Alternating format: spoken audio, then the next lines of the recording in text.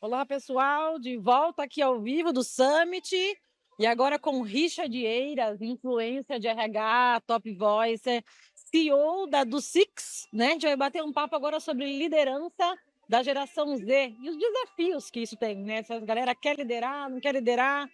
Richard, um prazer estar contigo, a gente já se conhecia aí das redes. Bem-vindo aí ao palco do Summit. Muito obrigado aí. Primeiro, falar para o pessoal aí que esse evento está maravilhoso, né? Você que não está aqui presencialmente, mas está nos vendo aí pela internet, saiba que esse evento está maravilhoso, desde a sua organização aos conteúdos, né? Diria que entre o dia de ontem e o dia de hoje, eu mesmo já aprendi muito aqui e estou muito feliz aqui de poder compartilhar um pouquinho aqui o conhecimento e a experiência junto com vocês aqui, para essa galera aí que está nos vendo aí no online aí. Bom demais. Conta pra gente do Six, como é que surgiu do Six, o nome, a ideia? Legal. Para quem não sabe, a palavra do six, né, do sis em latim é líder, e o X no final da palavra do six, né, para dar esse to six, tem a ver com o X de exponencial, de descoberta, né, de inovador. Então eu trouxe esse nome por quê? Porque o que eu faço hoje nada mais é do que dar treinamentos de liderança, né, despertar uma nova liderança para esse mercado de trabalho tão carente de líderes e escasso realmente de uma nova liderança. Por quê? Porque a gente vem passando por processos de mudança, mudanças de mentalidade, mudança de processos, de tecnologia, e a gente precisa entender que tem que formar líder e tem que reciclar os líderes que existem aí no mercado. Então, fiquei mais aí de 25 anos dentro do mundo corporativo e falei, de alguma forma, com o meu conhecimento, com a minha experiência e, claro, buscando novos conhecimentos sempre, vou ajudar essa galera, né? Então, fiquei aí muito tempo dentro do mercado, então tenho bastante vivência e agora aí de uma forma bastante simples, bastante objetiva e sem ficar gourmetizando, tenho feito aí treinamentos aí por grandes empresas e ajudado a despertar essa nova liderança aí muito necessária no mercado. Muito bom. Vamos começar a falar então sobre essa liderança dessa geração mais jovem que está chegando. Chegando não, né? Já Já chegou há chegou, um né? tempo aí, está assumindo o cargo de liderança. Mas diz a lei, reza a lenda, que essa galera não está afim de passar o que a gente já passou ou passe, que não quer liderar. O que você tem para dizer para a gente sobre isso, Richard? Nossa, essa é uma das perguntas que eu mais gosto, sabe? Porque se alguém me perguntasse se eu gostaria de ter passado o que eu já passei para chegar onde eu cheguei e eu pudesse ver um filme antes, eu falaria não. Provavelmente. Mas eu diria que tudo que eu passei fez, inclusive, que eu me tornasse a pessoa que eu sou hoje, inclusive estar aqui no RH Summit falando com vocês e compartilhando conhecimento. Então, tudo na vida da gente, ou a gente ganha ou a gente aprende. É uma coisa que a gente precisa entender. Parte do erro da nossa vida, seja pessoal ou profissional, ela faz parte do nosso aprendizado. Então, o que falam aí, a geração Z, geração Y, geração Alfa, que é a geração mais nova ainda, né? E outras gerações que vão vir pela frente, eu diria que a gente tem que parar um pouco com esse negócio dessa atomicidade. Ou é A ou é B. Não, é todo mundo junto.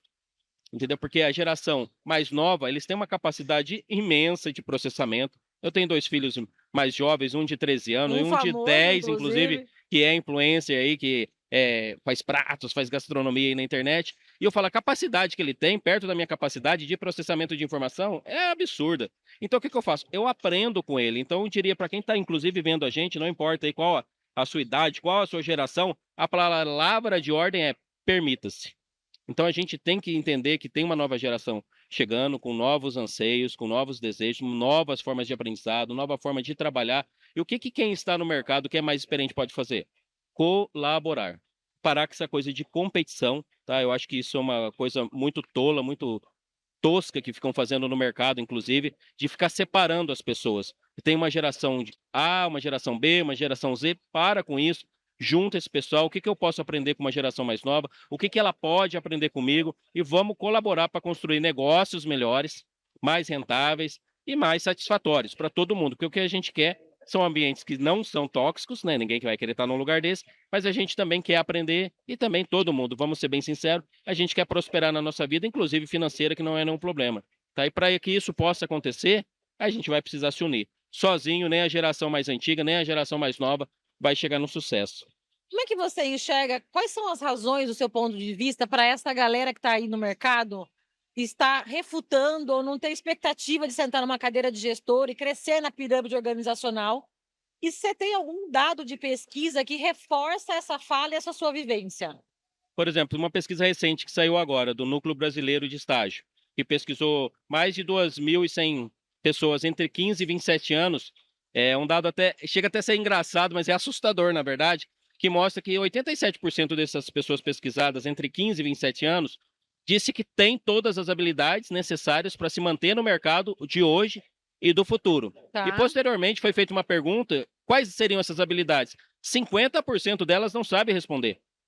As habilidades que eles dizem que já têm. Então como que eu me sinto seguro no mercado de hoje e do futuro, e quando você me pergunta quais são as habilidades que eu preciso desenvolver, metade delas eu não sei. Então existe uma incongruência entre a realidade ou autopercepção, o autoconhecimento e a realidade do mercado. Então uma coisa que eu sempre faço, inclusive nos meus treinamentos trabalho isso, é a questão de autoconhecimento. Para a gente formar novos líderes, o líder, antes de mais nada, tem que se conhecer. Então a gente tem que investir nesse pessoal, vamos falar assim, nivelar as expectativas, fazer com que a pessoa possa se desenvolver, sim, mas que a pessoa também possa se conhecer, porque é uma fase necessária, porque não tem como eu ajudar uma outra pessoa se eu não me ajudar primeiro.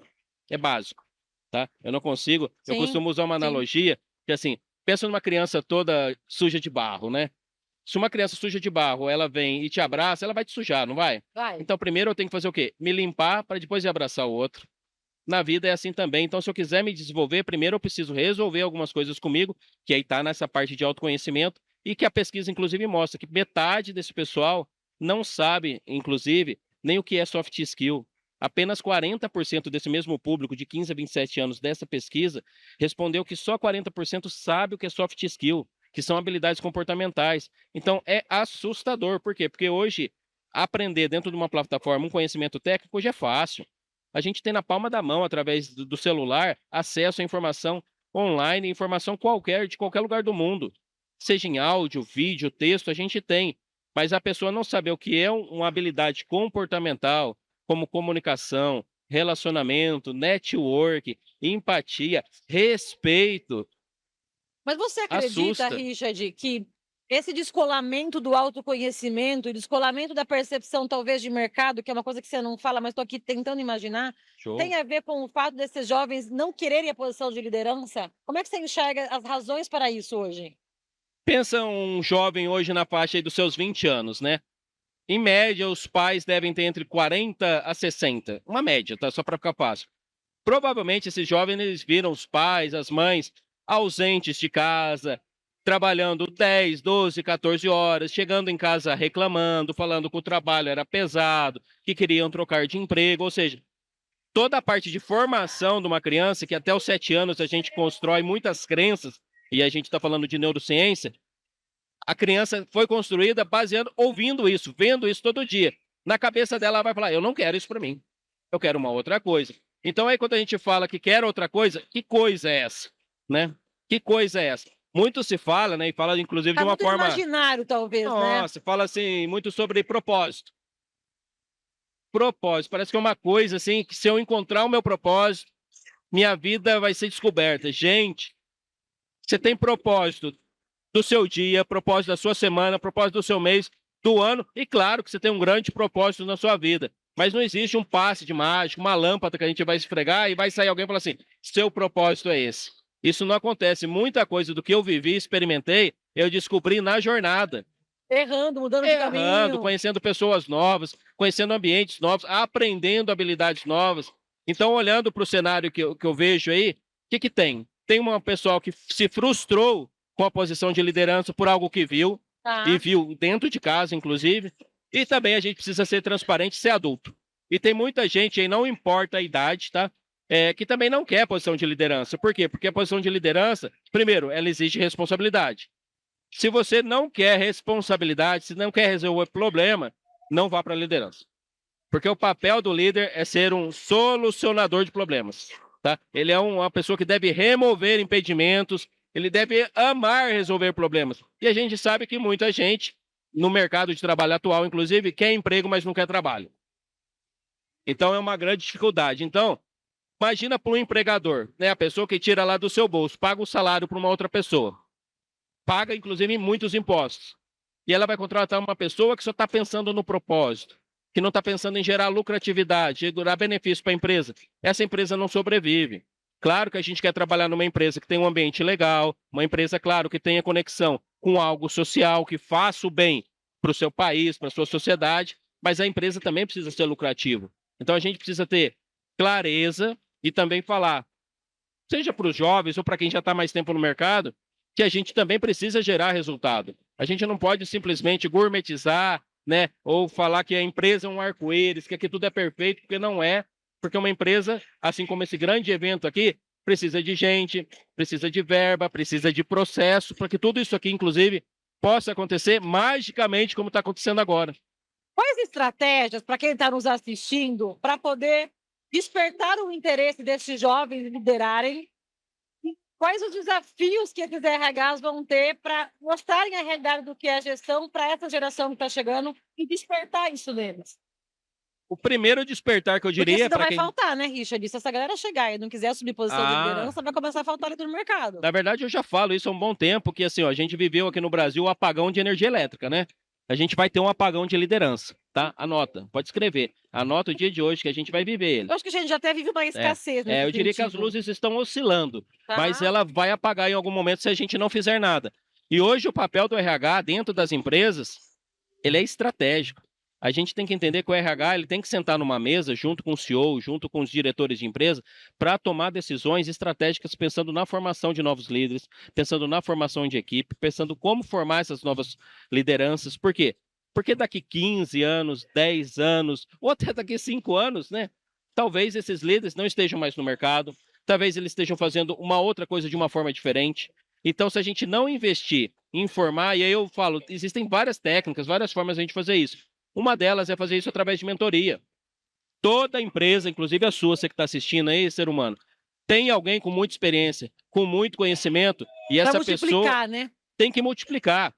Por quê? Porque existem muitas pessoas que são ótimos líderes técnicos, entregam muito resultado, mas são egoístas com o seu conhecimento.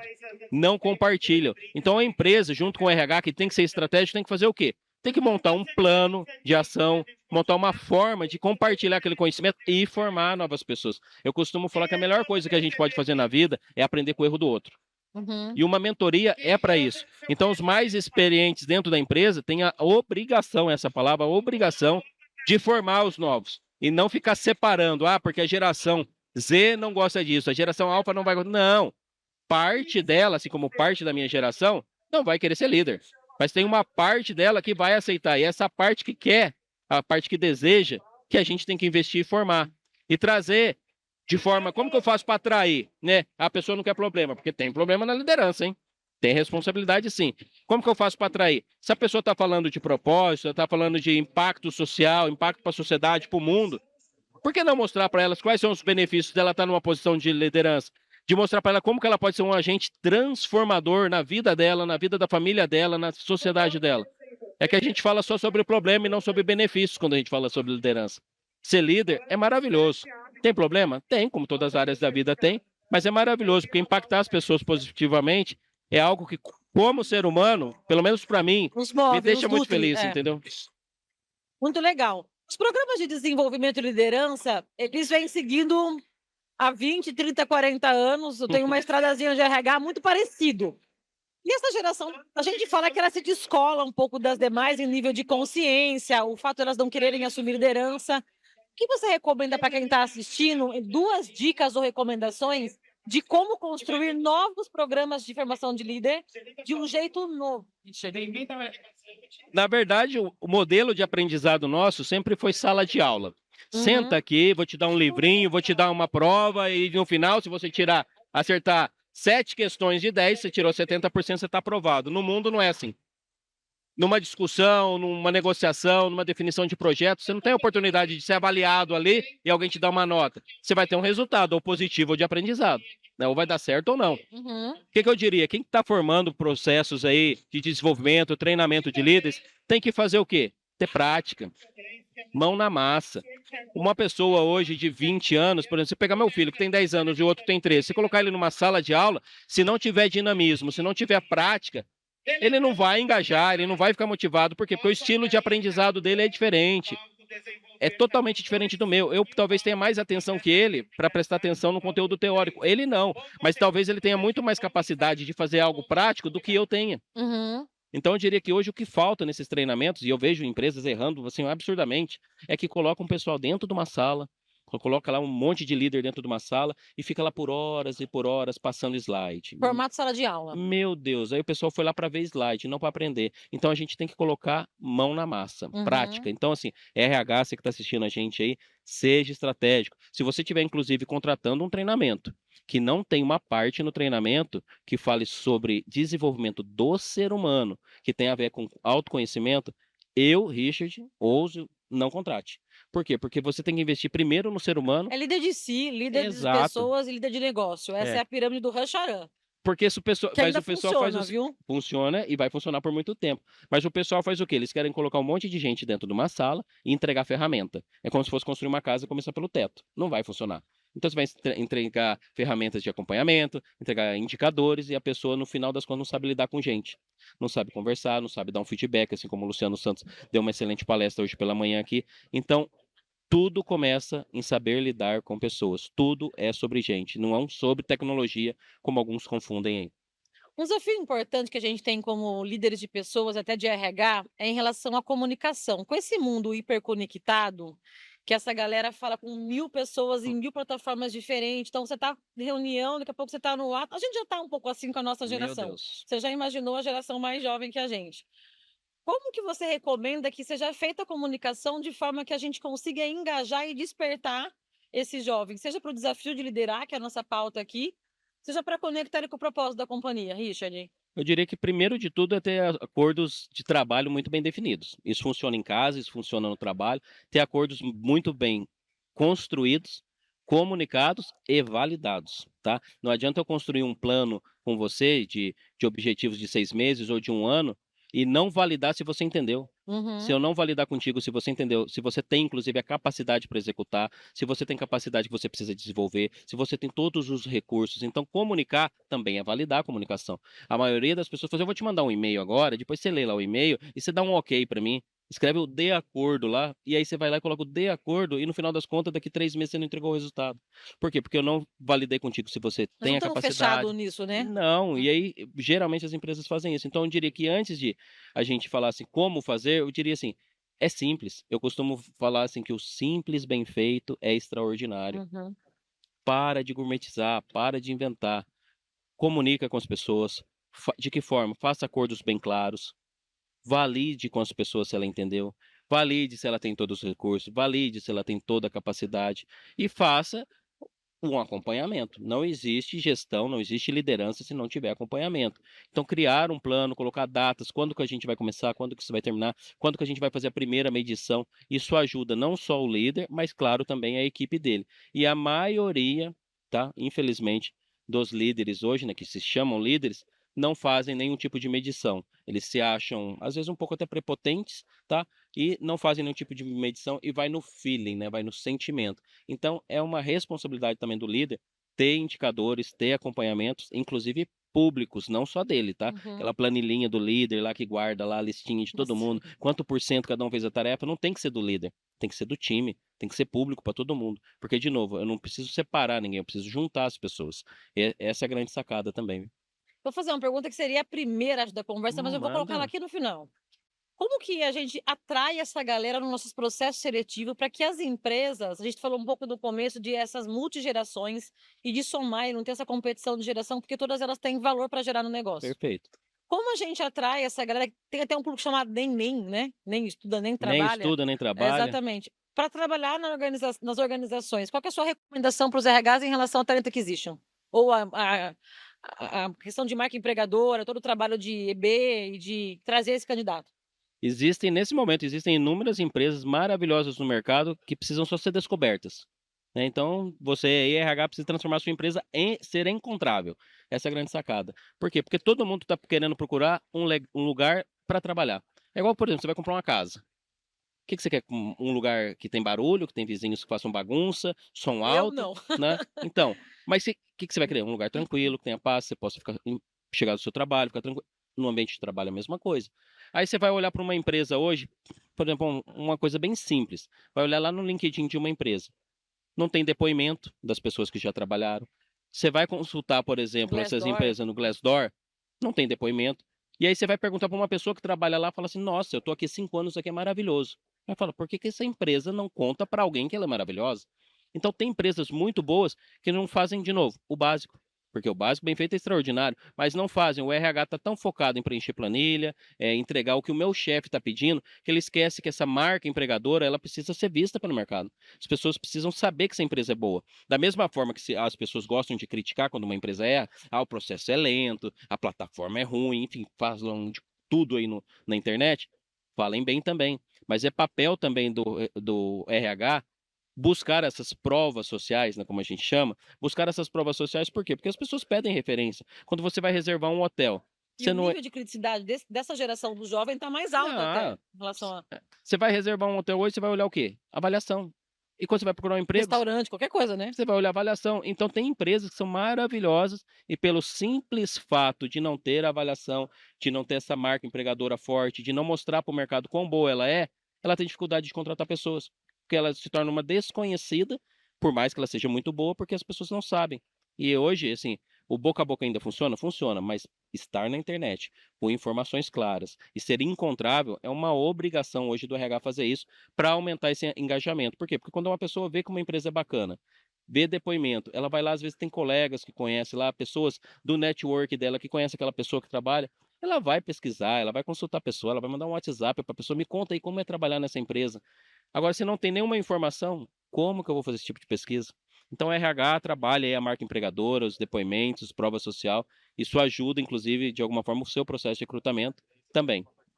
Muito bom, a gente queria passar só esse restinho de tarde aqui, mas acho que não vai dar, Hum. Richard, tem novos convidados. Meu, já tá acabando? Já tá acabando, Nossa. Richard, passou muito rápido. Obrigada pelo papo, pela troca, pelo aprendizado e até o próximo summit, né. E eu que agradeço aí, muito obrigado aí pela participação, pela colaboração. Eu acho que todo mundo que está participando aqui do evento está aprendendo de alguma maneira e muito, tá? Um evento Muito. está maravilhoso, está lindo. E com certeza no ano que vem a gente vai estar aqui junto de novo, ou aqui ou lá no palco Bora. principal. Valeu, pessoal, até a Valeu, próxima. obrigado, gente.